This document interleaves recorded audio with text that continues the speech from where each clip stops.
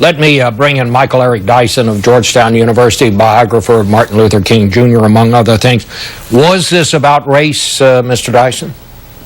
Absolutely. It was about race from the very beginning. It was the racial motivation of, it appears, of George Zimmerman when he said, "These people get away, they always get away." We don't have to be Einstein to deduce from that particular, assertion of his that he's, and the cause that he made that Mr. Jealous referred to, that he's got a fear of and suspicion of African-American youth. It was also involved in the construction of the jury. We know that there were no people of color, as far as we can tell, no black people on that jury.